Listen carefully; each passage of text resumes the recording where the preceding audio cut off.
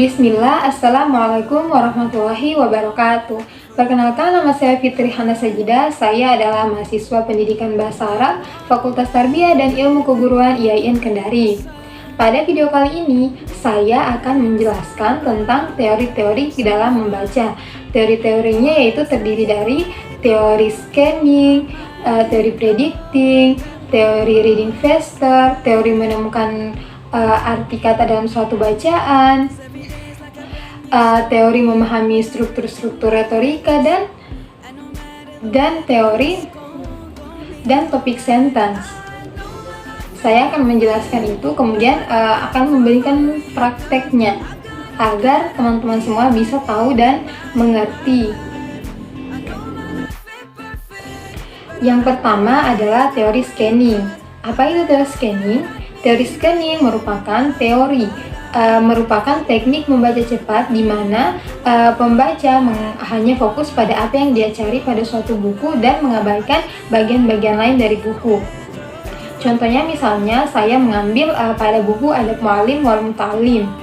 Nah, saya itu hanya akan fokus pada adab guru terhadap santri. Maka yang perlu saya lakukan adalah dengan menerapkan teori scanning, yaitu saya hanya perlu membuka bagian daftar pustakanya, kemudian melihat sub-sub babnya dan berfokus pada adab guru terhadap siswa. Nah, setelah saya melihat kemudian nomor halamannya, lalu saya akan langsung masuk pada nomor halaman itu. Dan saya hanya akan membaca pada subbab itu dan mengabaikan bagian-bagian lain dari buku. Nah, itu adalah cara penerapan dari teknik membaca scanning. Yang kedua adalah teori predicting. Apa itu teori predicting? Teori predicting adalah suatu teori yang mengharuskan pembaca itu sudah bisa menduga atau mewaspadai kira-kira kata apa selanjutnya yang akan muncul dalam suatu bacaan. Atau kalau misalnya dalam suatu pembelajaran, guru memberikan suatu hal kepada siswa, lalu siswa memberikan prediksinya terhadap hal itu dengan alasannya yang kuat. Jadi teori ini bagaimana kita bisa memprediksi apa hal yang selanjutnya akan terjadi dalam bacaannya kita. Nah, teori predicting ini juga bisa dikaitkan dengan pengalaman. Nah, contohnya saya mengambil pada buku Adab Muallim wal Muta'allim, di mana saya fokus pada bab 6, yaitu adab guru ketika mengajar. Nah, saya hanya perlu membaca bagian-bagian awal, maka saya itu sudah bisa tahu dan menebak bahwa pasti selanjutnya yang akan dibaca itu yang akan ada pada tulisannya itu adalah bagaimana sih adab-adab yang baik seorang guru ketika mengajar. Nah, karena itu berangkat dari pengalaman, jadi tanpa perlu membaca semuanya, saya akan memikirkan dari pengalaman pribadi saya bahwa ketika saya melihat guru saya hendak akan mengajar, maka saya melihatnya menggunakan pakaian yang bersih, pakaian yang rapi, dan menggunakan wangi-wangian, dan dia memberikan contoh-contoh yang baik kepada siswa. Misalnya selalu membiasakan kami untuk berdoa terlebih dahulu sebelum memulai pembelajaran.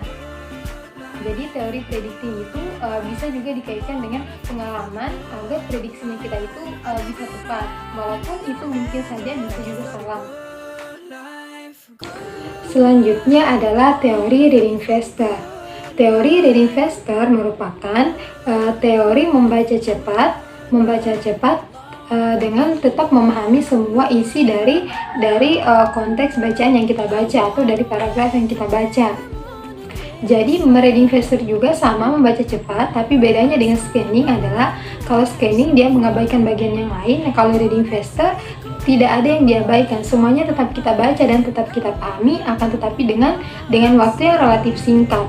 Jadi untuk reading faster ini lebih mengutamakan pada bagaimana kita menangkap apa yang kita baca. Nah, contohnya saya mengambil pada buku Adab Muallim wal Muta'allim pada bab 3, yaitu adab murid kepada gurunya. Nah, pada paragraf pertama ketika kita lihat atau ketika kita baca, maka kita sudah bisa memahami bahwa seorang siswa ketika ingin belajar atau ketika ingin mencari guru, maka yang harus dia lakukan adalah sholat istikharah terlebih dahulu untuk meminta petunjuk kepada Allah bahwa sebaiknya dia mencari guru yang seperti apa atau siapa yang baik untuk tempat dia menimba atau mencari ilmu.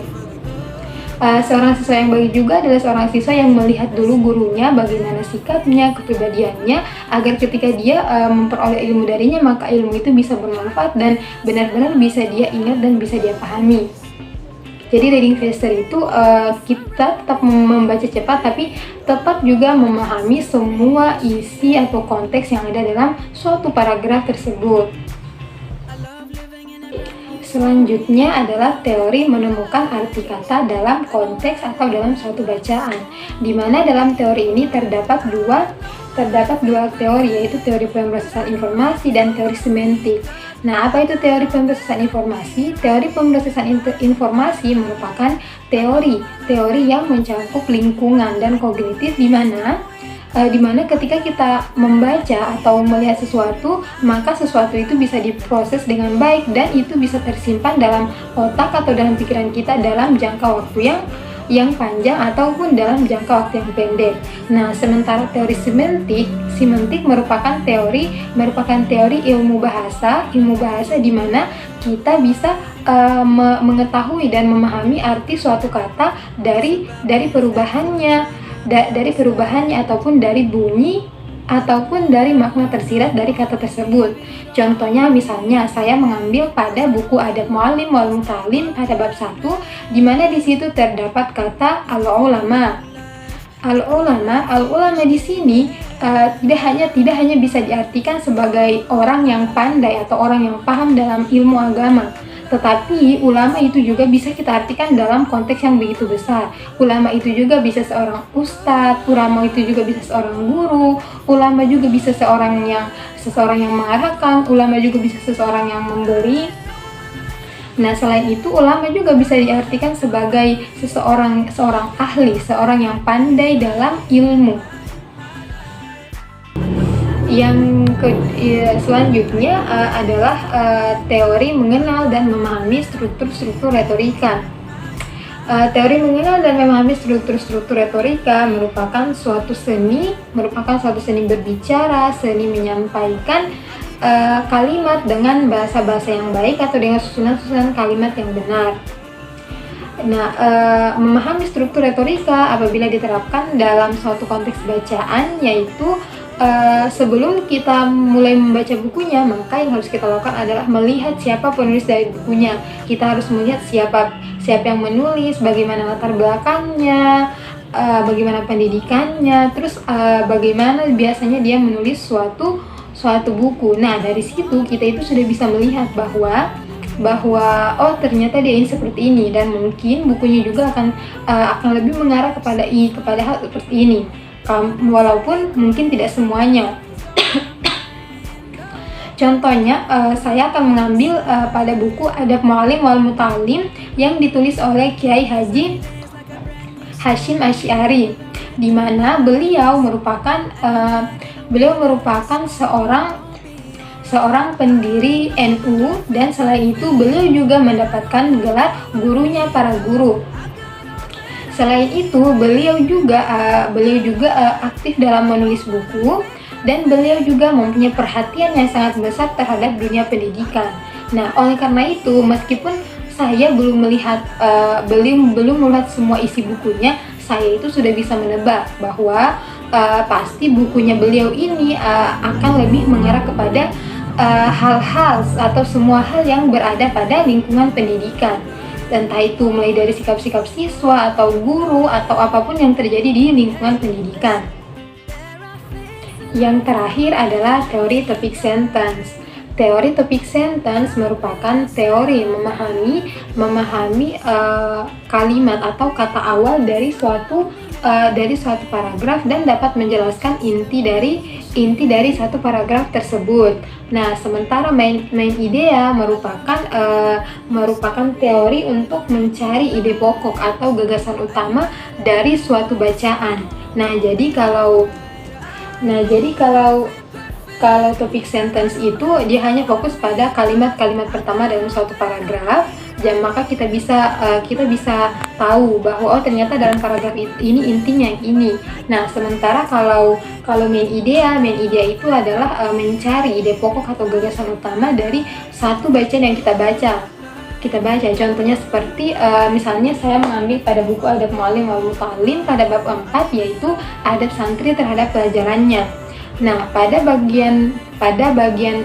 paragraf pertama di situ kita bisa menggunakan teori topik sentence, yaitu kita bisa melihat pada paragraf pertamanya atau kalimat pertamanya, yaitu di situ disebutkan bahwa bagaimana siswa harus bersikap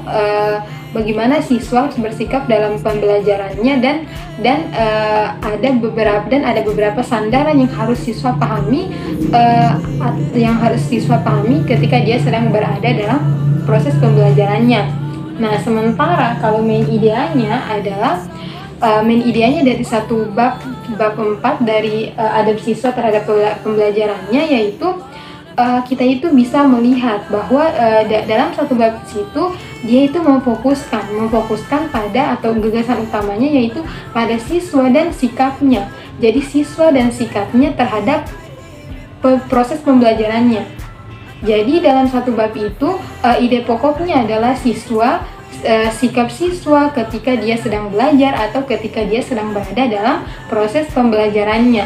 Itulah tadi video atau cara bagaimana pengertian atau apa itu teknik-teknik atau teori-teori membaca dalam bahasa Arab, tapi mungkin bisa juga diterapkan mungkin dalam bahasa Inggris atau bahasa-bahasa lain, dan bagaimana cara mempraktekannya. Semoga dari video ini kita semua bisa dan teman-teman bisa tahu dan paham tentang teori-teori dalam membaca dan bagaimana penerapannya. Saya Fitrihana Sajida, mohon maaf apabila ada kesalahan. Wassalamualaikum warahmatullahi wabarakatuh.